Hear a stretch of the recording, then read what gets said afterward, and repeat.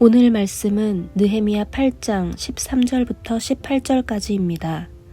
그 이튿날 뭇 백성의 족장들과 제사장들과 레위 사람들이 율법의 말씀을 밝히 알고자 하여 학사 에스라에게 모여서 율법에 기록된 바를 본즉 여호와께서 모세를 통하여 명령하시기를 이스라엘 자손은 일곱째 달 절기에 초막에서 거할지니라 하였고, 또 일러스되 모든 성읍과 예루살렘에 공포하여 이르기를 너희는 산에 가서 감람나무 가지와 들감람나무 가지와 화석류나무 가지와 종려나무 가지와 기타 무성한 나무 가지를 가져다가 기록한 바를 따라 초막을 지으라 하라 한지라.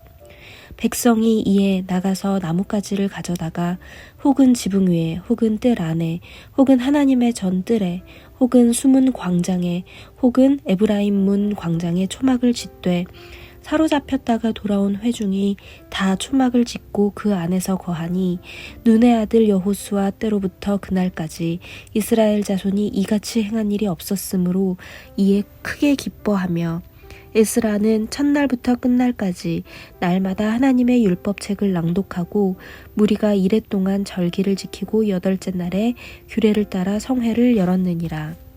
아멘.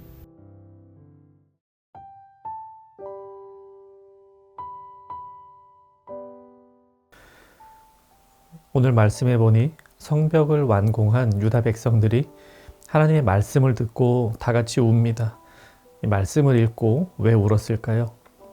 하나님의 말씀과는 너무나 다르게 살아온 자신의 삶에 대한 회개의 마음 때문입니다. 그런데 느헤미야와 에스라는 백성들에게 울지 말라고 합니다. 이 말씀 앞에서는 눈물의 회개도 해야 되죠.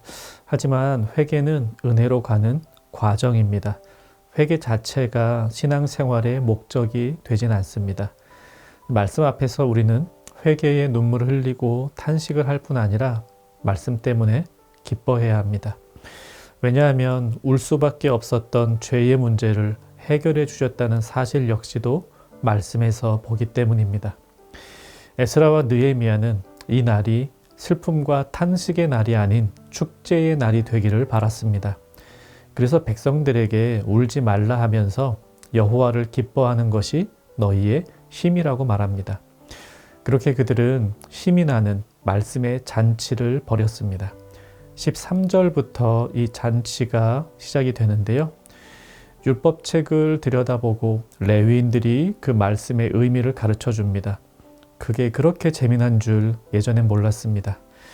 그런데 그렇게 율법책을 보다 보니 지금이 바로 초막절 절기라는 사실을 알게 됩니다.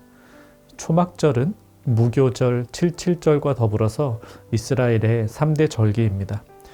그 전에는 말씀을 별로 신경 쓰지 않고 살았으니 몰랐는데 말씀을 읽다 보니 13일 후면 초막절 절기가 시작된다는 것을 유다 백성들이 알게 됩니다. 그래서 그들은 오늘부터 초막절 지킬 준비를 합니다. 초막절이란 이스라엘 조상들이 애굽에서 탈출하여 광야에서 살았던 때를 기억하면서 말 그대로 집에서 나와 초막에서 지내는 절기입니다. 이 말씀 앞에서 회개의 눈물을 흘리고 이제는 진짜 하나님의 말씀대로 살기로 작정하면서 이 초막절이라는 기쁨의 절기를 지키려고 하고 있습니다. 때문에 초막절을 지킨다는 말은 하나님께서 기뻐하시는 삶을 살겠다라는 다짐이 담겨 있는 것이죠. 이 초막절을 지키는 삶, 하나님이 기뻐하시는 삶, 세 가지 의미가 있습니다. 첫째로 구원을 기억하는 삶입니다. 이 광야 시절 초막을 치고 살았던 이스라엘 백성에게 가나안 땅을 주시고 정착하게 하신 하나님을 기억하는 것이 초막절의 가장 중요한 의미입니다.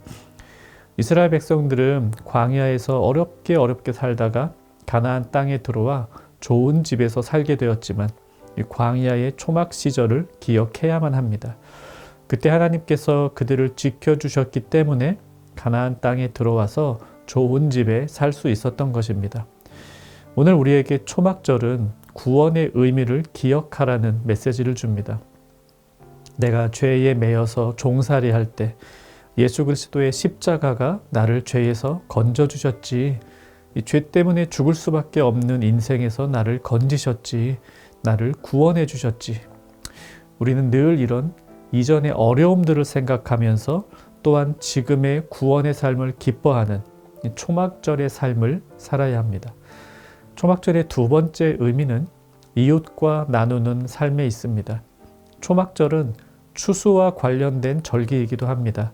그래서 초막절을 다른 이름으로는 수장절이라고도 부르는데요. 거둘 숫자에 저장할 장자입니다. 곡식을 거두고 저장하는 절기입니다. 수장절은 저장할 수 있는 풍성한 추수의 기쁨을 이웃과 함께 나누는 데에 그 의미가 있습니다. 지금 유다 백성들이 벌이는 축제도 그렇습니다. 10절에 보면 느헤미야가 또 그들에게 이르기를 너희는 가서 살찐 것을 먹고 단 것을 마시되 준비하지 못한 자에게는 나누어 주라 했습니다. 저축, 저장, 저금 모두 나를 위해서 하는 것이라고 생각하지만 초막절, 즉 수장절은 이웃을 위한 것이라고 말해줍니다. 수장절은 하나님께서 주신 것을 감사하며 저장하는 절기입니다. 그런데 그 축제에 이웃, 특별히 외국인과 과부와 고아 등 어려운 이웃을 초청하므로 나 혼자의 미래를 위해 저장하는 게 아니라 이웃과 함께 나누기 위해 저장한다는 사실을 보여줍니다. 오늘 우리도 이 초막절의 의미를 담아 이웃을 사랑하고 그들과 우리의 소유를 나누며 살고 있죠. 셋째로 초막절은 말씀과 함께하는 삶을 보여줍니다. 이 초막절의 첫날과 마지막 날은 성회로 모여라 이렇게 명령하시는데요. 성회, 즉 거룩한 모임이란 율법 낭독이 있는 모임입니다. 오늘 본문 18절도 보면 에스라는 첫날부터 끝날까지 날마다 하나님의 율법책을 낭독하고 무리가 이레 동안 절기를 지키고 여덟째 날에 규례를 따라 성회를 열었느니라 이렇게 말합니다. 우리가 이 땅에서 초막절의 삶을 사는 것, 즉 구원의 감격을 날마다 되새기며 살고 이웃과 더불어 나누는 삶을 살 수 있는 유일한 동력은 말씀에서부터 나옵니다. 말씀을 모르는데 어떻게 구원의 감격이 있겠습니까? 이 말씀에서 이웃을 사랑하라는 하나님의 명령을 받습니다. 이 말씀이 우리가 어떻게 살아야 하는지를 가르쳐 줍니다. 오늘 말씀에서 적용해야 할 초막절의 삶, 구원을 기억하는 삶, 이웃과 나누는 삶, 말씀과 함께하는 삶입니다. 이 말씀 생각하며 같이 기도합시다. 말씀에서 나의 죄인됨을 보고 회개하게 하소서. 또한 말씀에서 예수님의 은혜를 보고 감사하게 하소서. 이렇게 기도하시고요. 초막절의 의미를 되새겨 구원을 기억하고 이웃을 돌보며 말씀 중심의 삶을 살게 하소서. 오늘 하루도 말씀이 주시는 기쁨으로 살아가는 청년가족 되기를 바랍니다.